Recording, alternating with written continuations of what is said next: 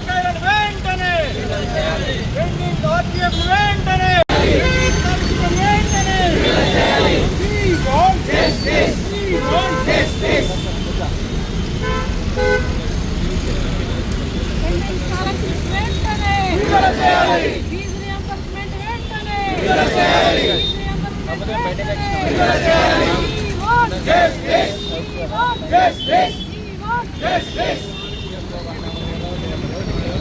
తెలంగాణలోని ఉన్నత విద్యా సంస్థలకు చెల్లించాల్సినటువంటి ఫీజు బకాయిలు ప్రభుత్వం విడుదల చేయకపోవడంతో యజమానులు ఆర్థికంగా ఎంతో ఇబ్బంది పడుతున్నారు. యజమానులు ఇబ్బందితో పాటు సరైన సమయానికి జీతాలు చెల్లించలేక అందులో పనిచేస్తున్న సిబ్బంది కూడా ఇబ్బంది పడుతున్నారు. అదేవిధంగా లక్షలాది మంది విద్యార్థులు ఈ సమస్య వల్ల బాధపడుతున్నారు.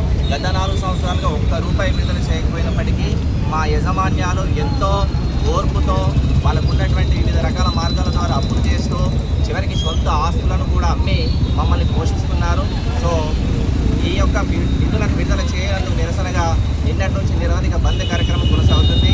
ఈ బంద్ కార్యక్రమానికి అధ్యాపక బృందం తరఫున మేమందరం కూడా మా యజమానులకు పూర్తి సహకారము సపోర్ట్ చేస్తూ ఈ యొక్క నిరసన కార్యక్రమాన్ని చేపట్టడం జరిగింది. రాజకీయాలకు అతీతంగా మరియు పార్టీలకు అతీతంగా మేధావులు కలిసి రావాల్సిన అవసరం ఎంతైనా ఉంది. మనందరికీ తెలుసు, గత 4 సంవత్సరాలుగా ఫీజు రియంబర్స్మెంట్ మేనేజ్మెంట్కి కానీ స్కాలర్షిప్లు విద్యార్థులకు కానీ ప్రభుత్వం సకాలంలో చెల్లించడం లేదు. మా వినతులను మా విజ్ఞప్తులను చాలాసార్లు ప్రభుత్వానికి మొరపెట్టుకున్నప్పటికీ ప్రభుత్వం ఏమాత్రం స్పందించడం లేదు. గత ప్రభుత్వాలు కూడా అలాగే చేశాయి. కనీసం ఈ ప్రభుత్వం అయినా చేస్తుందన్న కోటొక్క ఆశలతోని మేము ఈ ప్రభుత్వానికి ఉపాధ్యాయ వర్గం కానీ విద్యార్థి వర్గం కానీ పూర్తి మద్దతు తెలిపి ఈ ప్రభుత్వానికి తెచ్చుకున్నప్పటికీ కూడా గత ప్రభుత్వం లాగానే సమస్యలు అలాగే ఉన్నాయి. పరిస్థితులు చూసుకున్నట్టయితే ఈరోజు ముఖ్యంగా మేనేజ్మెంట్ లెక్చరర్లకు సరైన సమయంలో సాలరీలు ఇవ్వలేక, సరైన పరిస్థితులను కల్పించలేక గత 4 సంవత్సరాలుగా ఈ సంవత్సరంతో పాటు కలుపుకొని 10,000 కోట్ల స్కాలర్షిప్లు పెండింగ్ పెట్టడం జరిగింది. మరి మేనేజ్మెంట్కి డబ్బు అయితే విద్యార్థులైనా కట్టాలి, లేకపోతే ప్రభుత్వమైనా ఇవ్వాలి. గత 10 సంవత్సరాల కాలం కన్నా ముందు మెల్లిమెల్లిగా వాళ్ళ యొక్క వృత్తులను కూడా వదులుకొని పక్క రాష్ట్రాలకు వెళ్ళి కూడా వాళ్ళు అక్కడ స్థిరపడే పరిస్థితి వస్తున్నది. ఎందుకంటే ప్రభుత్వాల మీద నమ్మకం లేక, సరైన జీతాలు లేక మరియు కుటుంబాలను పోషించుకోలేని పరిస్థితితో ఉపాధ్యాయ వృత్తి నుంచి దూరం పోయే పరిస్థితి ఉంది. ఈ పరిస్థితి సమాజానికి చాలా దారుణం.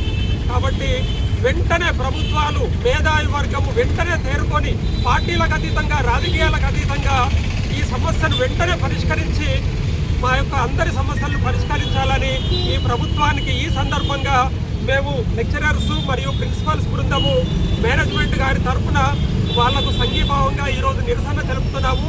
మా యొక్క వినతి పత్రాన్ని రాజ్యాంగ నిర్మాత అయిన డాక్టర్ బిఆర్ అంబేద్కర్ గారికి వినతి పత్రం ఇచ్చి ఈ సందర్భంగా మా యొక్క నిరసన తెలియజేస్తున్నాము.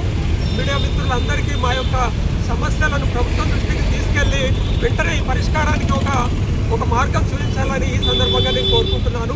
Thank you very much. 4 సంవత్సరాలుగా తెలంగాణ రాష్ట్రంలో ఉన్నత విద్యను ఆశిస్తున్నటువంటి విద్యార్థులకి స్కాలర్షిప్లు బకాయిలు ఉండడం వల్ల, అంటే ఇటు కళాశాలకు రావాల్సిన స్కాలర్షిప్లు కావచ్చు, విద్యార్థులకు కావాల్సిన స్కాలర్షిప్లు కావచ్చు, ఈరోజు ఉన్నటువంటి ప్రభుత్వం సరైన సమయంలో విడుదలకు నోచుకోలేని సందర్భంలో విద్యార్థులు విద్యకు దూరం అవుతున్నారు. అదేవిధంగా కళాశాల యాజమాన్యాలు అప్పుల్లో కూరుకుపోయి అందులో పనిచేస్తున్నటువంటి అధ్యాపకులకు సరైన సమయంలో శాలరీస్ ఇవ్వక ఒక లేట్గా అవుతున్నది.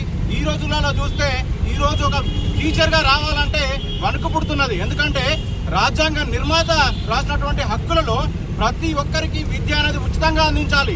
అందులో భాగంగానే రాష్ట్ర ప్రభుత్వం చేపట్టినటువంటి ఆర్టీఎఫ్ స్కీమ్ని సరైన సమయంలో కనుక విడుదల చేస్తే ప్రతి విద్యార్థి కూడా ఉన్నత విద్య అందుతుందని, ఈరోజు ఉన్నత విద్యను ఆశించాలంటే గ్రామీణ ప్రాంతంలో ఉన్నటువంటి విద్యార్థులు ఉన్నటువంటి డిగ్రీ కళాశాలలో చదువుకుంటూ దాదాపుగా పార్ట్ టైం ఉద్యోగాలు చేస్తూ ఈరోజు చదువుకున్నటువంటి విద్యార్థి లోకానికి సరైన సమయంలో స్కాలర్షిప్లు అందక చాలామంది విద్యకు దూరం అవుతున్నారు.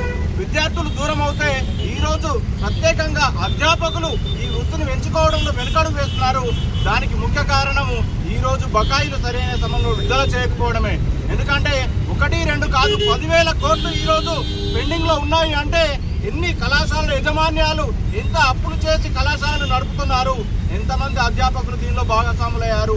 ఒక టీచర్గా ఒక స్టూడెంట్గా చూస్తే ఒక్కొక్క విద్యార్థి కావచ్చు, కానీ ఈరోజు ఒక విద్యార్థి రేపు రాబోయే తరానికి ఒక ఉన్నత భవిష్యత్తును అందిస్తాడు. కాబట్టి ఉన్నత భవిష్యత్తును అందించే విద్యార్థులను నిర్లక్ష్యం చేయకుండా, విద్యార్థుల ఫీజులను నిర్లక్ష్యం చేయకుండా ఈ రాష్ట్ర ప్రభుత్వం వెంటనే దీనిపై ఒక సరి అయిన స్పందన ఇచ్చి అందరికీ వెంటనే ఒకేసారి కాకుండా విడతల వారిగానైనా ఈ స్కాలర్షిప్ను విడుదల చేసి విద్యార్థి లోకాన్ని ఆదుకోవాలని, అదేవిధంగా విద్యార్థితో డిపెండ్ అయినటువంటి కుటుంబాలను, అదేవిధంగా ఉపాధ్యాయ వృత్తిలో ఉన్న మమ్ములని, మాతో పాటు కళాశాల యాజమాన్యాన్ని సరి అయిన సమయంలో స్కాలర్షిప్లను విడుదల చేసి మమ్మల్ని అందరినీ ఆదుకోవాలని మనస్ఫూర్తిగా ఈ గవర్నమెంట్ విన్నతిస్తూ ప్రతి ఒక్కరిని, అంటే ఈ సమస్య ఈరోజు ఒక యజమాన్యాలది కాదు, అధ్యాపకులది కాదు, విద్యార్థులది కాదు, విద్యార్థుల తల్లిదండ్రులది. రేపు రాబోయే రోజులలో ఈ విద్య కనుక సరైన విద్య అందించకుంటే రాబోయే తరం అంధకారంలోకి వెళ్తుంది. రాబోయే తరం అంధకారంలోకి వెళ్తే ప్రతి కుటుంబం వెనకాడుగు వేస్తుంది. కాబట్టి ఈరోజు సమస్య విద్యార్థులది కాదు, యజమాన్యాలది కాదు, ఇక్కడున్న ప్రతి ఒక్కరిది ఈ సమస్యగా భావించి అందరూ కూడా దీనిలో భాగస్వాములు కావాలని మనస్ఫూర్తిగా కోరుకుంటూ ఈ సందర్భంగా మరొక్కసారికి విన్నపము, సరి అయిన సమయంలో ఉన్నత విద్య చదువుతున్నటువంటి విద్యార్థులకు బకాయిలను చెల్లించి వారి భవిష్యత్తును ఆదుకోవాలని మనస్ఫూర్తిగా కోరుకుంటున్నాను. ఈరోజు జైత్యాల పట్టణంలో జైత్యాల జిల్లా వ్యాప్తంగా ఉన్నటువంటి మరి కళాశాల యాజమాన్యాలన్నీ కూడా మరి రోడ్డున పడే పరిస్థితి.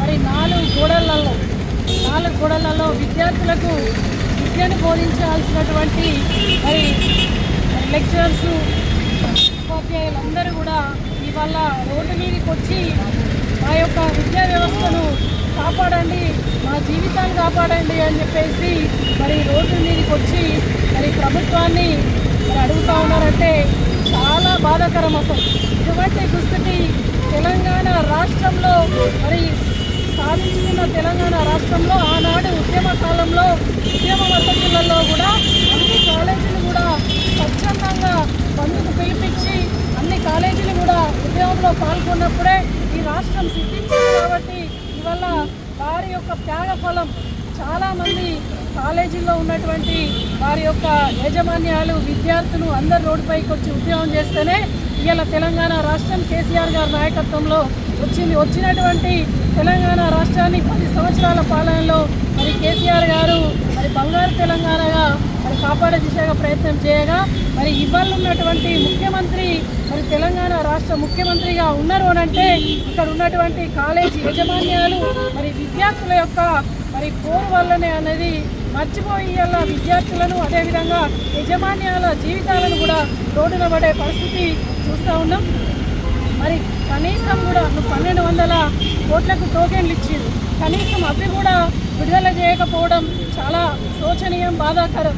మరి అధికారం ఉంది కదా అని చెప్పేసి మరి అణచివేతలతోటి విజిలెన్స్ ఎంక్వైరీలు పెట్టించి మరి ఒక భయాందోళనకు గురి చేసి మరి కళాశాల యొక్క యాజమాన్యాలను భయపట్టిస్తున్నారు. ఇవాళ ఒకటి గుర్తుపెట్టుకోవాలి, తెలంగాణ రాష్ట్ర ముఖ్యమంత్రి రేవంత్ రెడ్డి గారు ఇవాళ అగ్నికి ఆజ్యం పోసినట్టయితే తప్ప మీరు భయభ్రాంతులకు గురి చేస్తే ఇది భయభ్రాంతులకు గురయ్యేటువంటి బ్లడ్ కాదు. ఇక్కడ ఉన్నటువంటి వాళ్ళందరూ కూడా తెలంగాణ ఉద్యమం కోసం కొట్లాడినటువంటి మరి టీచింగ్ స్టాఫ్ ఉన్నది, నిర్వహణ లేక చాలా ఇబ్బంది వాళ్ళు మరి మూసేసారు. ఇప్పుడు ఉన్నటువంటి కొన్ని కళాశాలలు కూడా మరి పిల్లలకు విద్యను అందియాలని చెప్పేసి మీరు ఇచ్చినా ఇవ్వకున్నా కూడా ఇప్పటి వరకు నడిపేను. మరి వీళ్ళకు జీతాలు ఉండే పరిస్థితి లేదు. ఇలా చాలామంది స్టాఫ్ కూడా మరి కుటుంబం ఆర్థిక భారం అవుతుంది. వాళ్ళకు పిల్లలు ఉంటారు, వాళ్ళకు కుటుంబం ఉంటుంది. వాళ్ళు మరి 4 గోడల మధ్య మరి విద్యార్థులను గొప్పగా తయారు చేయాల్సినటువంటి వాళ్ళు కూడా జీతాలు లేక రోడ్డు మీద పడ్డారు. అంటే ఈ దుస్థితి కేవలం కాంగ్రెస్ ప్రభుత్వం వచ్చిన తర్వాత ముఖ్యమంత్రి అనాలోచిత కారణాల వల్లనే. ఇప్పటికైనా కూడా ముఖ్యమంత్రి గారు దయచేసి కళ్ళు తెలిసి ఒక కళాశాల యజమాన్యాలను పిలిచి మరి విడతల వారీగా ఇస్తారా,